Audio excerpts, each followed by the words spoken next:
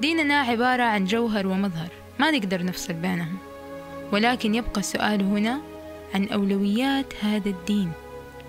من بداية بعثة الرسول صلى الله عليه وسلم حتى السنة 13 كانت الآيات اللي تنزل في تلك الفترة تكاد تكون خالية تماما من الأحكام إلا ما ندر.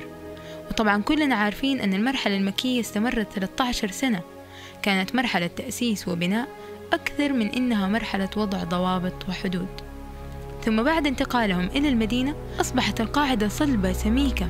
بعدها بدأت تنزل الأحكام، مثلا الأمر بالصيام نزل بعد 15 سنة، والأمر بالحجاب وعدم إبداء الزينة نزل بعد 19 سنة من بعثة الرسول صلى الله عليه وسلم، وغيرها الكثير من الأحكام، من أحكام الزواج والطلاق والحدود والمواريث، كلها ما بدأت تنزل إلا بعد 15 سنة من بعثة الرسول صلى الله عليه وسلم.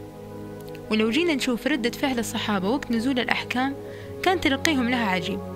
هم مو بس أدوا الأوامر، أدوها وبإحسان، حتى صارت حكاياتهم شبه أسطورية بالنسبة لنا. الموضوع واضح جدا بسيط، هم عرفوا الآمر فتقبلوا الأوامر.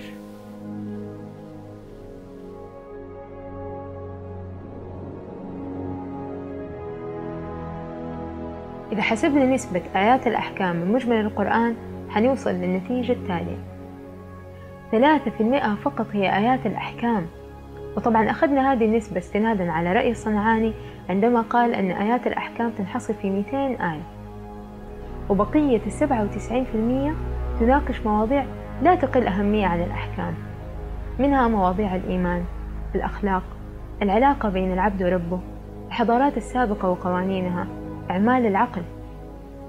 يا ترى قد إيش هذه 97% ماخذة من اهتمامنا ووقتنا وجهدنا؟ كم نسبتها من عاداتنا اليومية وممارساتنا؟ هل بنشوفها في البيت، في المدرسة، في الشارع وفي الوظيفة؟ أكبر مصيبة سويناها إننا بدأنا بالأحكام والتفصيلات وتجاهلنا مواضيع الله سبحانه وتعالى أعطاها 13 سنة من تاريخ البعثة. إحنا كده خالفنا منهج أساسي. مرحلية الإصلاح هي فن وتكتيك قرآني نبوي، ما ينفع نلخبط الحسبة ونتوقع نفس النتيجة.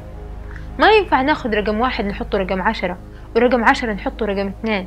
ما ينفع يكون القرآن مجرد آيات بنستشهد بها في كتاب التوحيد والفقه. فما نستغرب من التأخر الحضاري والأخلاقي والثقافي في الأمة الإسلامية لما نكون مركزين على 3% فقط ومتجاهلين 97% من القرآن.